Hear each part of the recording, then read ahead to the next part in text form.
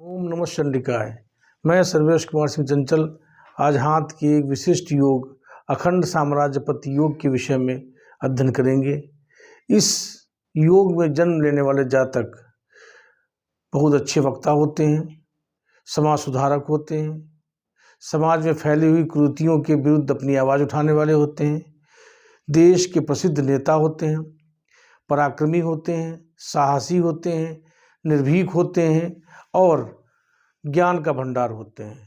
जब वो बोलते हैं तो उनके वक्ता होने की वजह से, अच्छे वक्ता होने की वजह से बोलते समय लाखों की भीड़ उनके शब्दों को सुनने के लिए एकत्र हो जाती है। ऐसे जातकों के अंदर ये योग पाया जाता है। इसकी विशेषता ये होती है कि ये जो लक्षण दाएं हाथ में दिखें वही बाएं हाथ में दिखें, अर्थात दोनों हाथों में समान लक्षणों का प्रदर्शित होना या प्रतीत होना आवश्यक होता है। मुख्य रूप से ऐसे हाथों को कि जो लंबाई है हथेली की वो लंबे हाथ होते हैं, अर्थात चौड़ाई की अपेक्षा लंबाई अधिक होती है। उंगलियां लंबी, सुडौल और हथेली से लंबी होती हैं और जो कनिष्ठिका उंगली होती है वो अनामिका के पहले पोरे को क्रॉस कर चुकी होती है। इसके साथ ही साथ जो भाग्य रेखा निकलती है वो मणिबंध से, नीचे के जो मणिबंध होते हैं वो मणिबंध से भाग्य रेखा का निकलना इसका पहला लक्षण माना जाता है। अर्थात मणिबंध पर मत्स्य रेखा बनी हो और मत्स्य रेखा से भाग्य रेखा निर्दोष सीधे चली जाती हुई शनि पर्वत पर पहुंच रही हो। ये पहला लक्षण पाया जाता है कि शनि पर्वत उच्च हो और भाग्य रेखा का निर्माण मणिबंध से मत्स्य रेखा के अंदर से हो। ऐसे में माना जाता है कि ऐसे लोग पराक्रमी, साहसी, निर्भीक, न्यायप्रिय और अपने विचारों पर अडिग रहने वाले होते हैं। वो पराक्रमी भी होते हैं और साहसी भी, साथ ही साथ अपने ऊपर किसी का दबाव नहीं मानते, निर्भीकता होती है उनके अंदर है। ऐसे लोगों के अंदर ये जो शनि के लक्षण होते हैं, शनि जो होता है मध्यमा उंगली के नीचे का क्षेत्र है, ये पुष्ट होना चाहिए, अच्छा उभार लिए होना चाहिए और भाग्य रेखा नीचे से सीधी जाती हुई मत्स्य के मुँह के निकलती हुई और सीधे शनि पर्वत पर पहुंचनी चाहिए। रेखा निर्दोष हो, उसमें कहीं भी किसी प्रकार का कट या कोई बाधा रेखा उसको न काटती हो। ऐसे में ये लक्षण विशिष्ट योग बनाता है और ये रेखा दाएं और बाएं दोनों हाथों में स्पष्ट और निर्दोष होनी चाहिए। इसके साथ ही एक दूसरी रेखा जो होती है वो सूर्य रेखा जाती है। सूर्य रेखा का पहुंचना सूर्य पर्वत पर अत्यंत आवश्यक होता है और सूर्य के रेखा के पहुंचने से ही जो प्रसिद्धि का गुण है, पद का गुण है, सम्मान का गुण है, ये इसमें आ जाते हैं। इसके साथ ही साथ सूर्य पर्वत उच्च हो, सूर्य पर्वत के उच्च होने पर ऐसे लोगों के अंदर साहस के साथ में बुद्धिमत्ता, सौंदर्य, व्यक्तित्व सौंदर्यपूर्ण होता है, चुंबकीय व्यक्तित्व होता है। ऐसे लोग देखने में आकर्षक होते हैं और उनके व्यक्तित्व से लोग प्रभावित हो जाते हैं।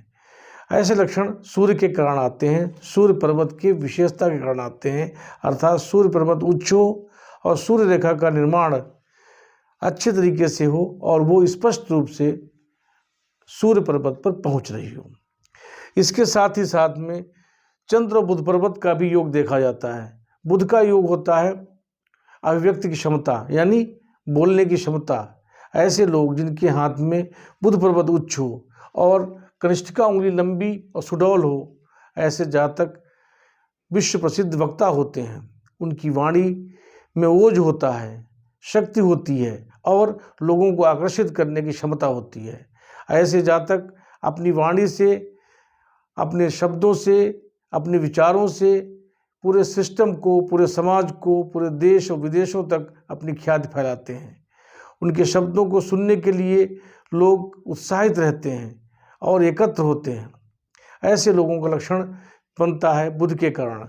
बुध में अगर चंद्र की युति हो जाए, अर्थात चंद्रमा से कोई रेखा निकलकर बुध पर्वत पर पहुंच जाए, तो इस लक्षण की, इस योग की पूर्णता निश्चित हो जाती है। अर्थात कोई भी रेखा चंद्र छेद से बढ़ती हुई और बुध पर्वत पर पहुंच जाए गोलाई लेते हुए, तो इसमें चंद्र के गुण यानी कल्पनाशीलता, विचारों में भविष्य की जो योजनाएं हैं, समाज की जो स्थिति है, उसके आगे तक के समाज में कैसे स्थिति को सुधारा जा सकता है, उन विचारों को भी समावेशित कर लिया जाता है।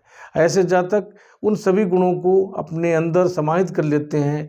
वो एक सौंदर्य के साथ में, उनका चूंकि व्यक्तित्व सूर्य के वजह से प्रभावशाली व्यक्तित्व, चंद्रमा के कारण सौम्यता उनके विचारों में होती है, उनके व्यक्तित्व में होती है, और बुध के कारण उनके अंदर बोलने की क्षमता, अभिव्यक्ति की क्षमता, प्रेजेंटेशन, ऐसे लक्षणों का विकास होता है।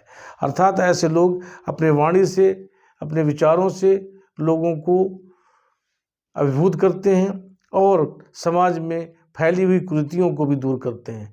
ऐसे लोग अच्छे नेता होते हैं, विश्व प्रसिद्ध नेता भी होते हैं, और एक बड़े सिस्टम को संभालने का कार्यभार उनके ऊपर होता है। इसके आने से चंद्र के और बुध के योग से अन्य विशिष्ट योग भी बनते हैं, और साथ ही साथ शुक्र अगर उच्च का हो जाता है तो ऐसे में व्यक्तित्व में जो व्यक्तित्व होता है वो बिल्कुल निखर जाता है, उसमें सौम्यता और अधिक बढ़ जाती है, साथ ही साथ आकर्षण और बढ़ जाता है। अर्थात शुक्र जो होता है वो चुंबकीय व्यक्तित्व का लक्षण बनाता है।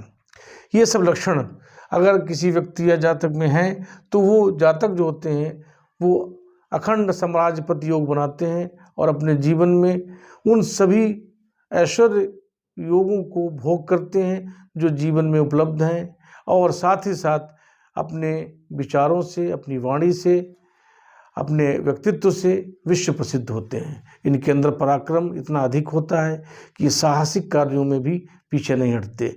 ये किसी के दबाव में कार्य नहीं करते, जो इनके विचारों में सही होता है उसी को निर्भीकता से करते हैं। इसी लक्षण के कारण वो विश्व प्रसिद्ध होते हैं।